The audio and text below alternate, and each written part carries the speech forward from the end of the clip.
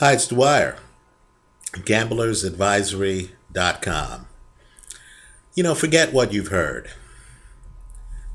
Boxers tend to be, in my experience, some of the smartest people you'll meet and some of the most ambitious, right? We know about Nelson Mandela, the former leader of South Africa. Manny Pacquiao is a member of Congress in the Philippines. Vitaly Klitschko speaks several languages, has run for office. Sugar Ray Robinson, once owned a block of Manhattan while he was still fighting. Floyd Mayweather, you'd be surprised to know that he is one of Las Vegas's biggest philanthropists. Sergio Martinez. I believe Martinez, quite frankly, is more interested in fighting domestic violence than he is fighting in the ring, right? Martinez is actually a very conscientious guy who speaks out on social issues.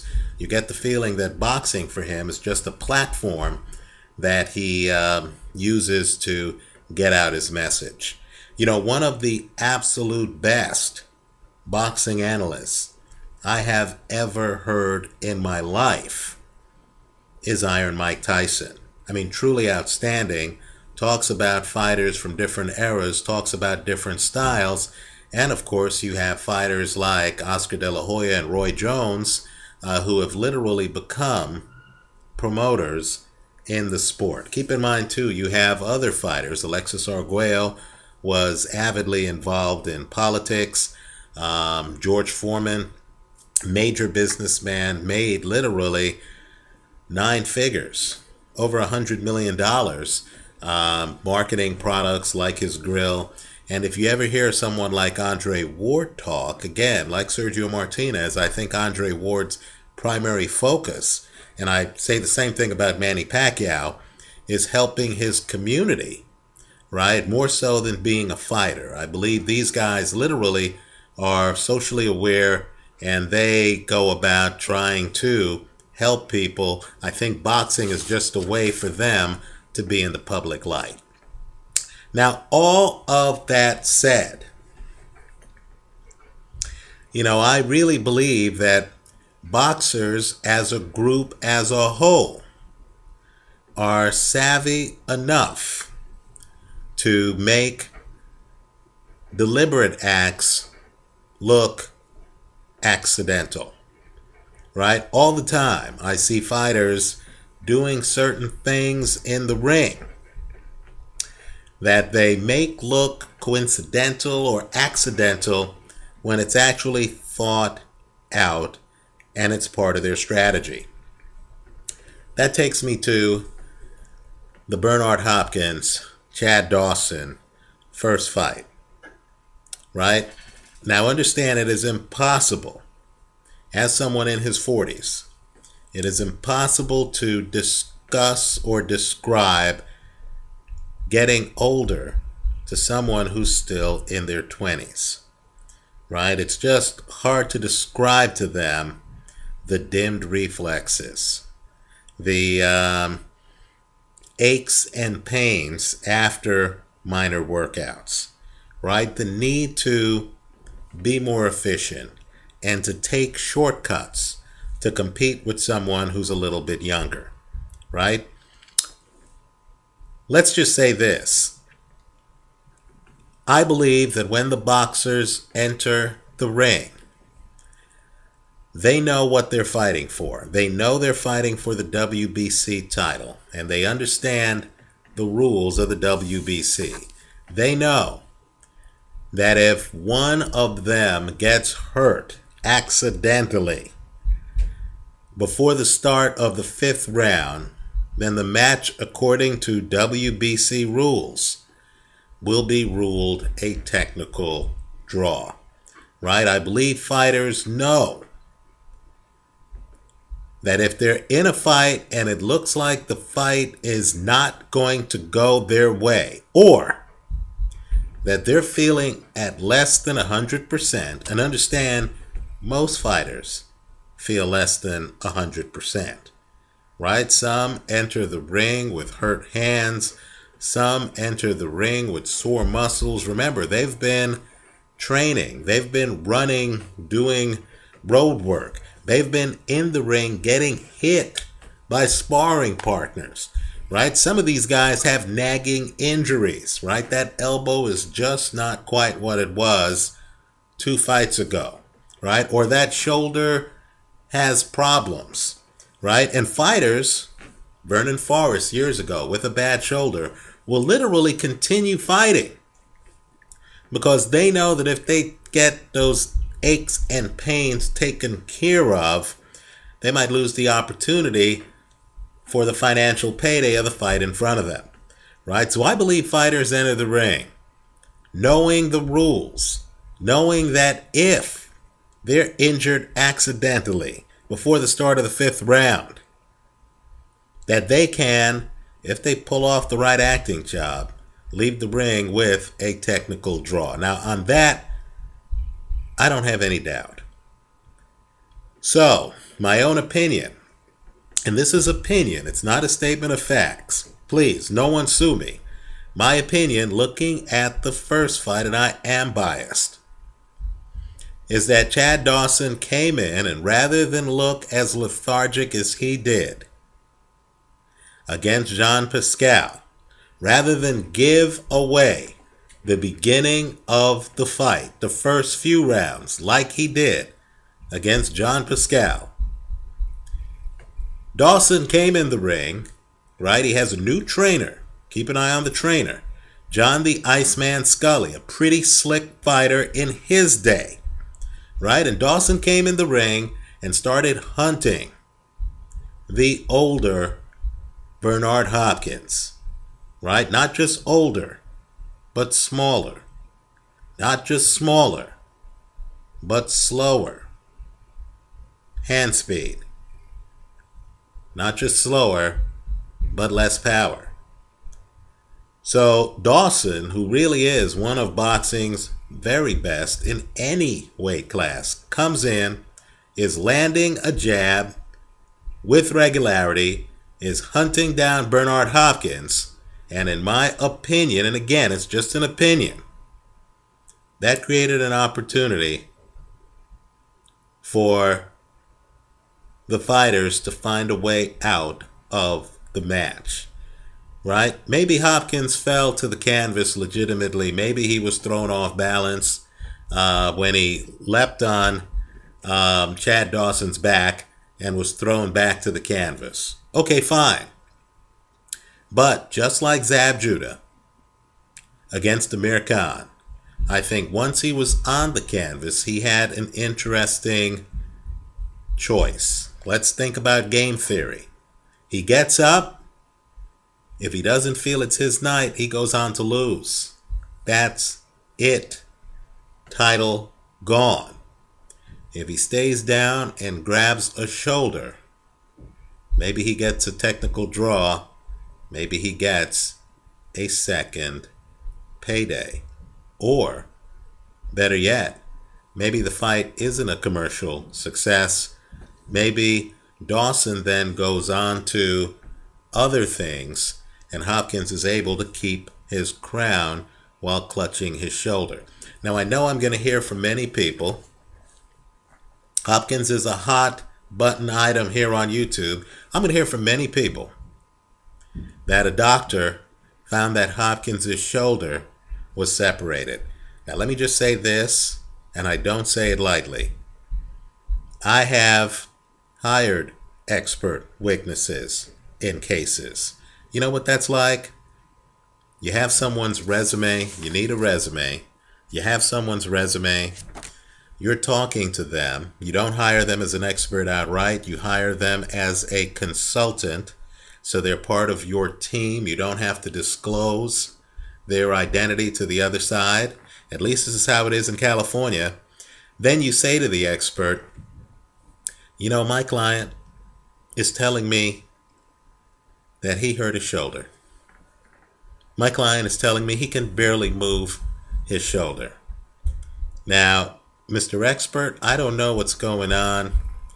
You know, I know it would be great for us if you found something anatomical that's wrong with my client's shoulder, some injury or something we could point to.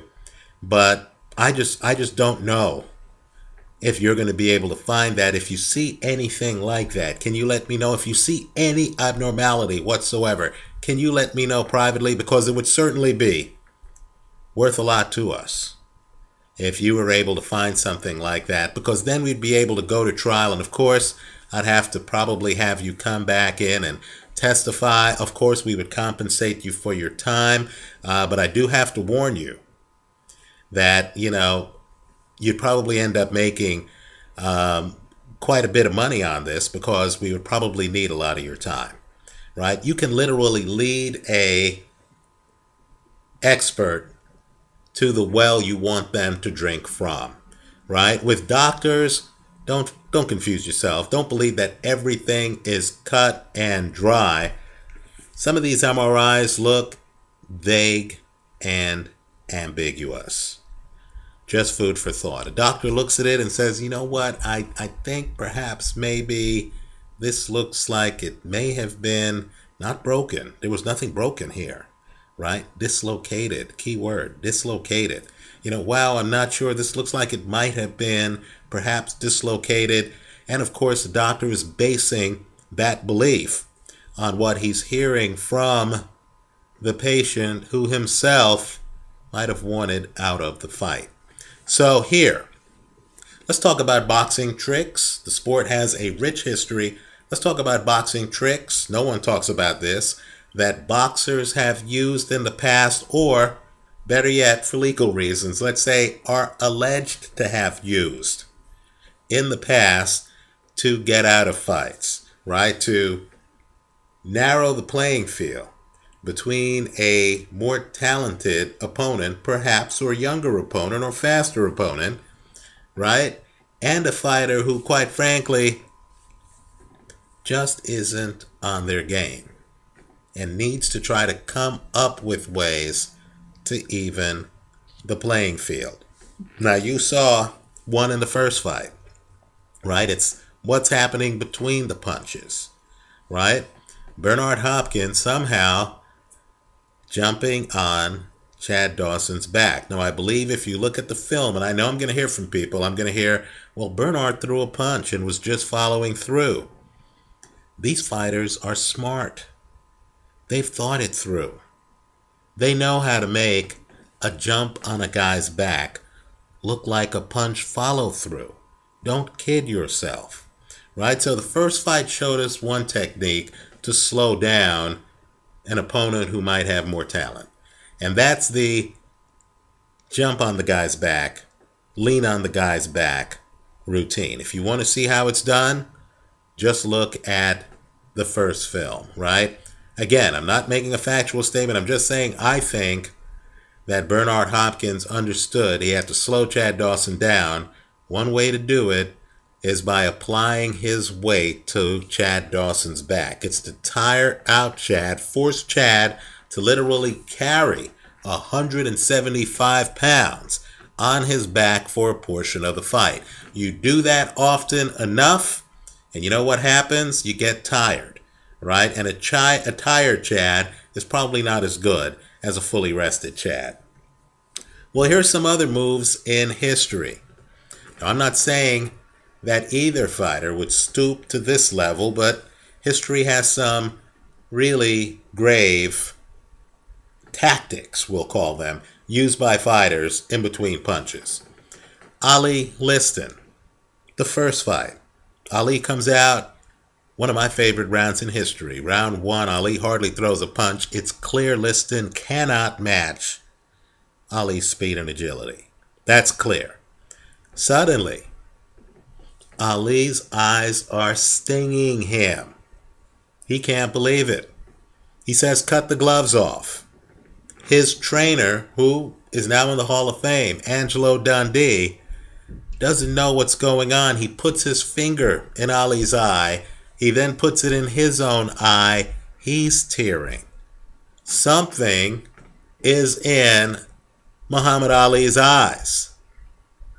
Allegedly, it's liniment from Sonny Liston's gloves that allegedly doesn't appear on the gloves until the middle of the fight, after Liston is off to a slow start and his title hangs in the balance. Right? Now, of course, all of this is unproven, but it's boxing folklore. One technique is liniment on the gloves. Another technique, young guy is out. He is roughing you up. He's going in for the kill. He has a KO punch.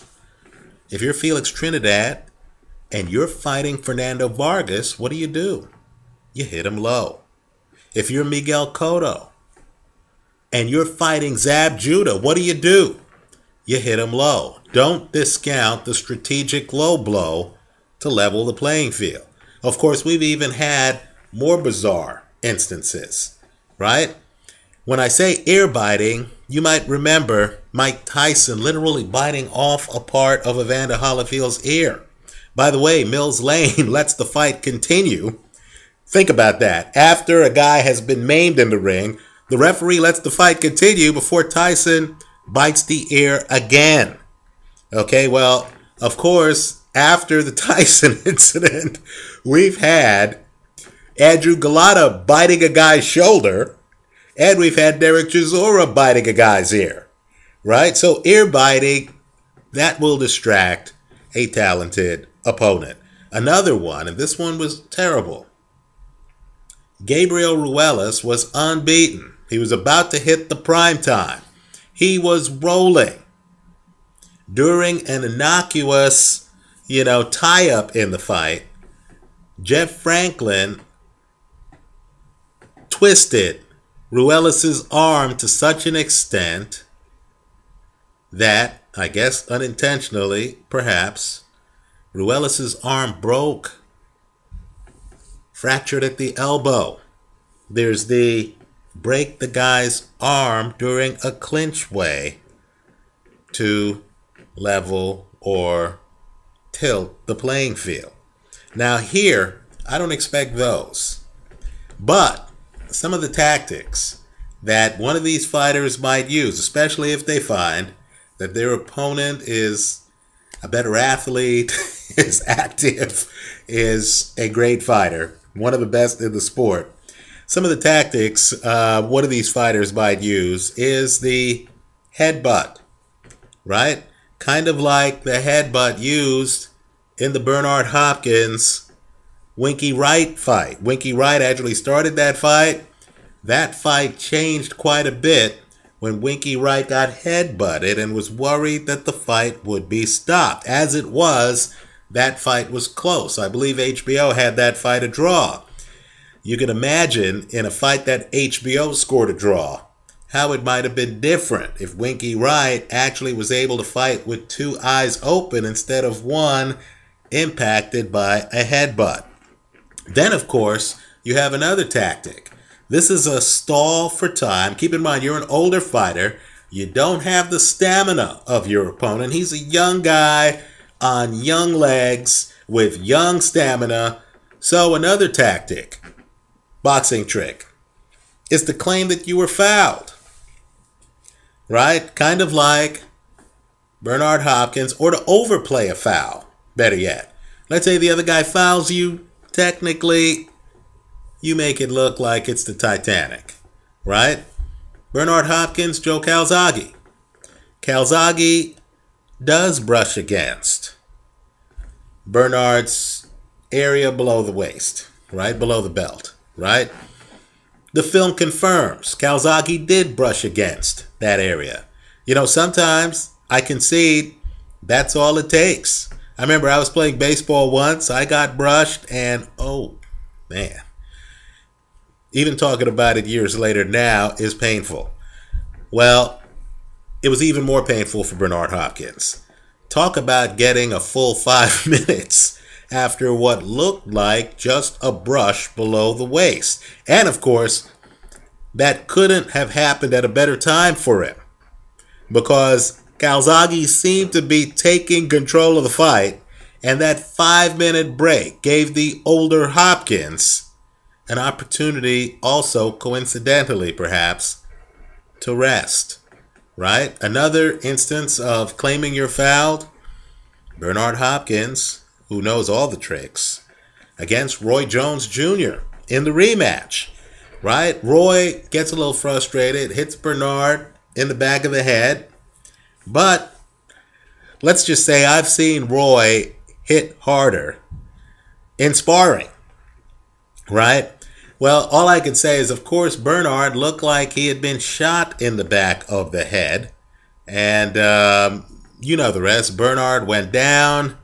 Bernard, of course, coincidentally, got an opportunity to rest, got an opportunity to revive himself, got an opportunity to pace himself. And then, of course, keep in mind, when you're claiming you're fouled, you don't even have to limit yourself to claiming you were fouled by the other fighter. You could even claim you were fouled by the referee. Take a look at Bernard Hopkins against Robert Allen, right? The referee, Mills Lane, great ref, is between the two of them.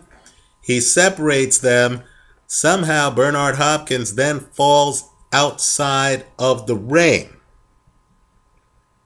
And of course, Hopkins claimed he was pushed outside of the ring.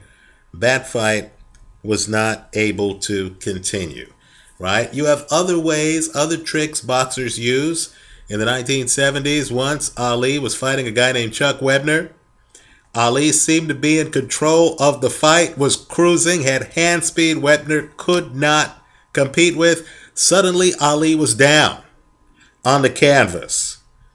It was surprising because it didn't even look like a hard punch. Of course, replays showed, and keep in mind, the replays weren't as great then as they are today.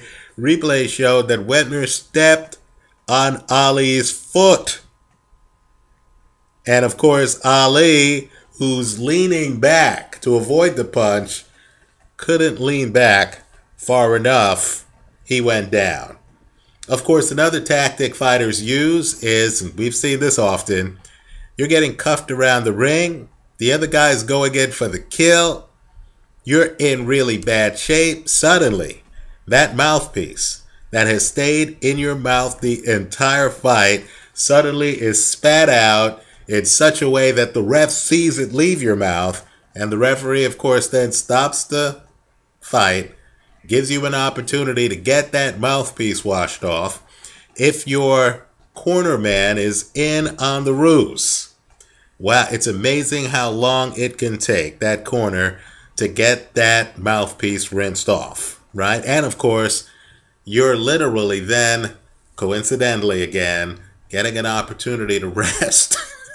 Getting an opportunity to rest, getting an opportunity to clear your head, right? Your bell's been rung. That next punch might have taken you out, but your mouthpiece came out. So that next punch doesn't come until, let's say, 40 seconds later. Those 40 seconds might literally be the difference between you surviving and you getting knocked out.